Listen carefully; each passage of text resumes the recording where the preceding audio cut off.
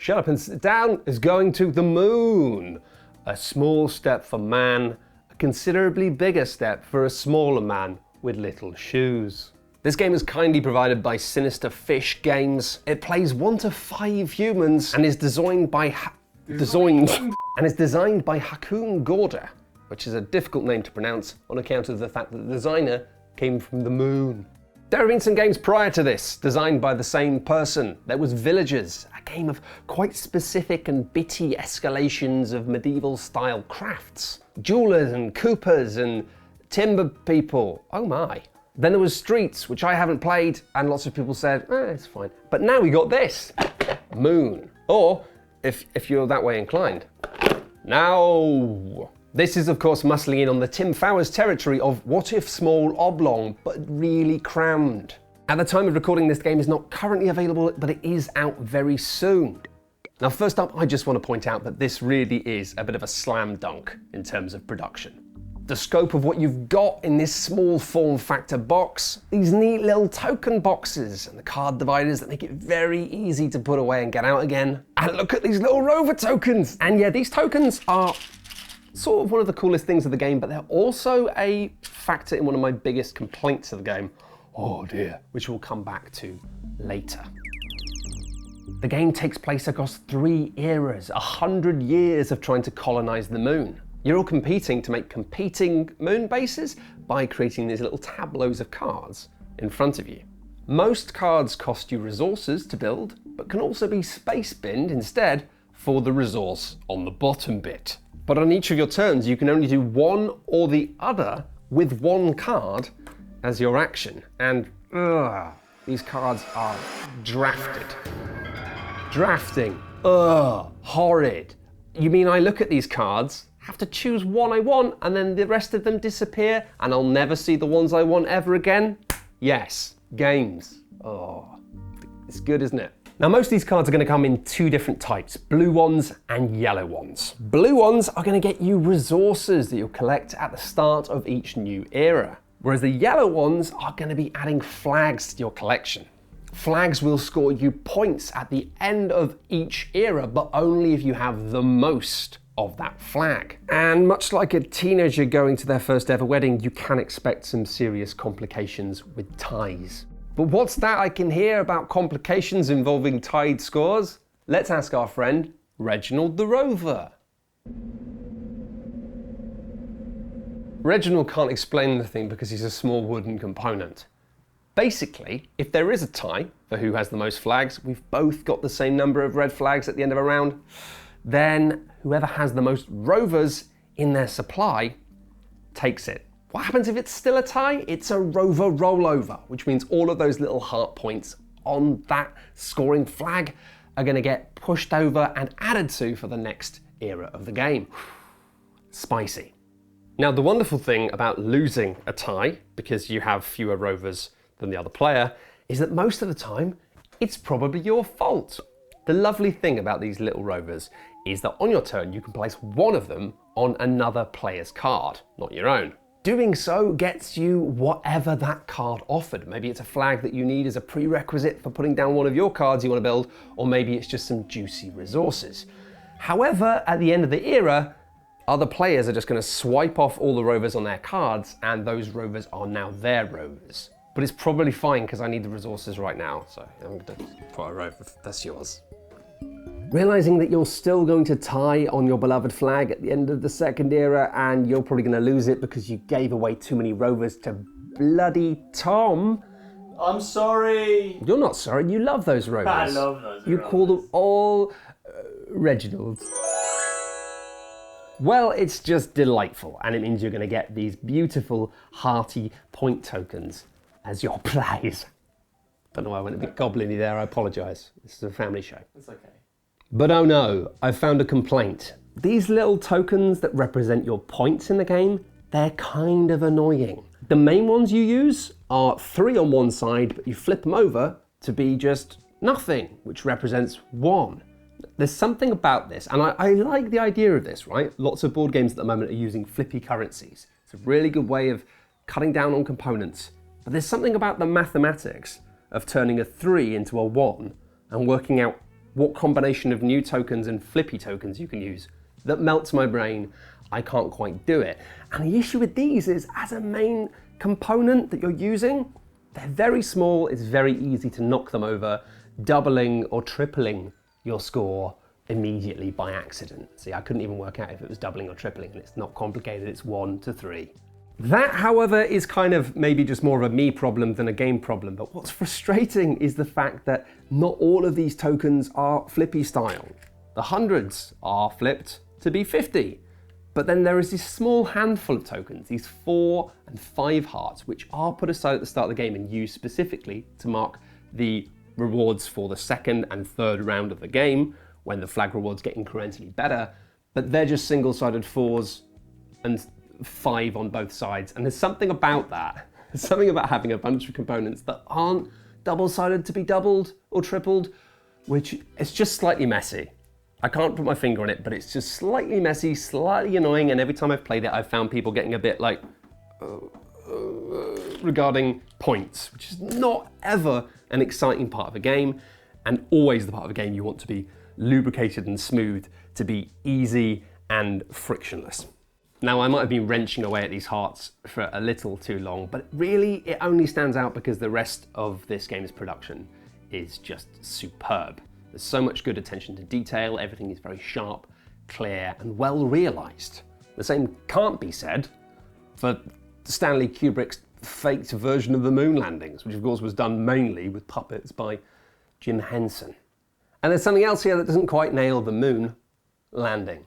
These challenge cards. 3 tiers of awards that can only be unlocked by 1 player. If you get there first on your turn, you can take one of them and no one else can get it. Of course, you get points for doing things in the game. What's new? Tell me something I don't know, Matthew. Well, how about I tell you that these also have special powers. Some of them are ongoing buffs and useful things. Some of them are one-time things that happen that are very interesting. One of them made me give all or as many of my Rovers as I wanted to another player and then got points for them. But trying to work out what the economy of that was and how much I was willing to just give them all away was lovely. The problem is, these rules are just little tiny bits of text on these cards. They feel like something that was maybe not an afterthought, but a late inclusion, and it's a shame because it's a really cool idea and it only works because some of these ideas are so cool that you don't forget about them when you're playing. The ones that aren't cool, you just forget you have them. Now we've got past some of that bumpiness, let's talk about some of the things in this game that I love. Firstly, this is a card tableau builder where you are actually aware of what other players are doing.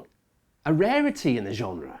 Okay, so I'll play this card, which lets me play another card from my hand, which will be that one, which means that I've got a green full row, which gets me 1, 2, 3, like 14 cards, maybe a little more. I'll work that out. Okay. So my wolves are out and they're in the synergy pattern. That means that the octopi are demolished, giving me the bonus. So I get 18 brick, transports through to the housing round, which shifts us into the final phase. Well, it's just me into the final phase of the game. Right, okay, cool. That's fine. Jokes aside, that is fine, all right? It's fine to just have fun doing your own thing, but it's also nice to just feel interconnected, present, aware, and just a little bit mean. Now, before we delve into the bleak expanse of space that you'll share around a table with just 1 or 2 other people, I want to point out that the 4 and 5 player versions of this game are exceptions to this rule. It's much more of a traditional card game thing. You get a hand of cards, you play the one you want, you pass the others on, and you will never see them ever again. But even with these higher player counts, you are still faintly aware of what other players are doing, which in these types of games, when you're all just putting things down and getting 400 bits of green and 20 bits of blue, you do tend to space out a little bit. That was an unintentional pun, we're going to move on from it. In this though, because of the Rovers, you're always looking around. You're always looking for new cards that you might be able to get something you need out of it. You're actually actively being encouraged to look at what other people are doing all of the time, which is rare and really cool. And you're keeping an eye on how many flags Susan has because she might be getting more black flags than you, and you're aware that Kevin has that double water space because you put a Rover on it last era. But the game really gets mean when you just play it with 2 or 3 players. I'd like to introduce you to this space person. There's a little mechanic here I haven't explained yet, these expedition cards. Now, there's 3 little small stacks, one for each era, that have different kinds of astronaut characters that are going to get put into the game and moved around with the cards that you're drafting. These all have special powers that you can use each turn in addition to the card you're playing. And each era, these explorers are going to disappear and you're going to get some new ones in the 2nd and 3rd eras of the game. In every era, one player will have one of these first expedition cards. Now, this just basically is a reminder that you're the first player, but also it means you have a power that is always circulating within the game. And the one that you use with 4 to 5 players is fine, not very interesting. But the one that you use with 2 to 3 players, oh, it's spicy. In case you didn't see already on the on-screen text, I'll show it again. Yes, it lets you just discard a card from the hand in addition to playing one. That means hate drafting just got right out of the window and into the next house on the street. This first expedition lady is so mean. It means you are constantly drinking other players' milkshakes so that you can throw their space dreams into the bin and burn their flags. It's marvelous. Not only are you constantly having to pick exactly what card you need, but that greed element of going, I should probably bin this card because other people might want it, but I want it, so maybe I'll leave it in there and it might come back around again. Spoilers, it won't. But maybe it will. It won't. With 3 players, it gets a little cutthroat, a little fast. With 2, it's just flat out nasty and fast. This game motors along. When it's whipping around and you are firing on all cylinders, Moon is a game where you are shooting for the moon and dying in a bin. And it's with this that the gentle cynicism of the art and the theme of this game comes to life. There's a plasticine shabbiness to everything. A budget rubberiness that just makes all of this new Moon life look crap. And I do hope that was intentional and I'm not just ripping apart the work of the artist, but I don't think it was, because even here, lots of cards will score you points or do good things based on X. And X, in this case, represents the current level of excitement that people have about this whole thing, about being on the moon.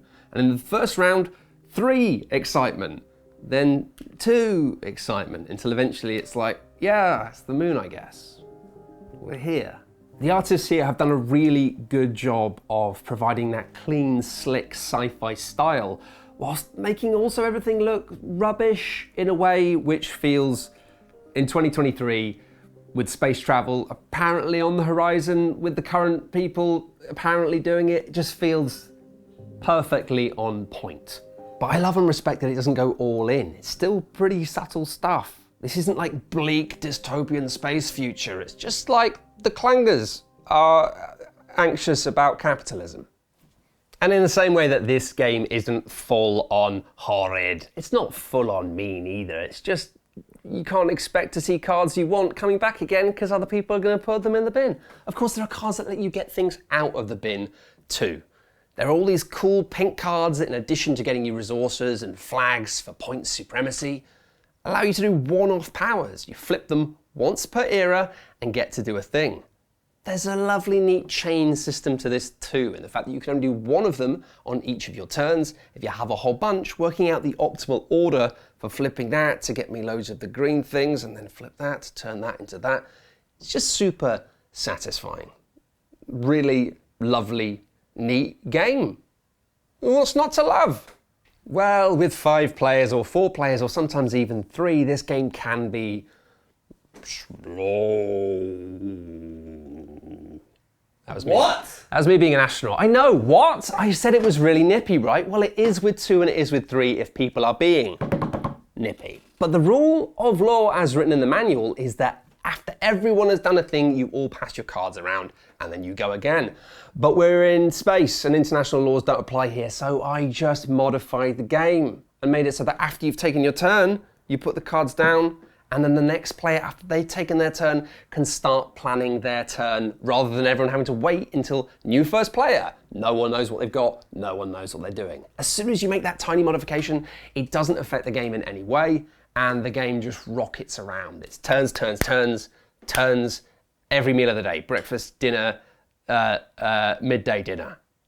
Turns. Pudding. Pudding. Pudding's not a dinner, Tom. Minor annoyances I have with some of the production aside, this is a tiny little tight box that's very easy to get out, pack away. And with 2 people, you can just have a really quick, like, yeah, do you want a little card tableau Euro-y game that's really fast and kind of, you got to think about what you're passing with the cards back and forth. We can play in like half an hour. That is cool. There, you heard it here first.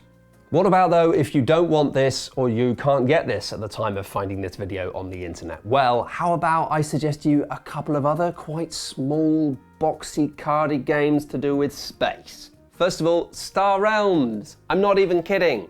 I know it's really schlocky and very simple, but I really love Star Realms. It's a good 2-player game. There, I've said it. I don't like Star Realms. Nobody likes Star Realms, Tom, but I do. I don't like it at all. Tom hates Star Realms, but I love it, and I am not ashamed to die on that space hill. I can stop the recording. Don't stop the recording. Thanks for switching the camera back on, Tom. Beyond the Sun is another recommendation. I like that game. Tom loves this game. Yeah. I didn't like it as much, but it's clearly very good. Finally, Race for the Galaxy. It might be the best little game about space that has cards to do with space in it. It's just so good. Yeah. So good. That's about it. And that's the end of this week's video review on Shut Up and Sit Down of the game Moon. It's time for me to go and explore outside of the Moon space base, even though I'm not allowed to. And why are there loads of clones of me hidden underneath the floor? Mysteries. Good for your heart.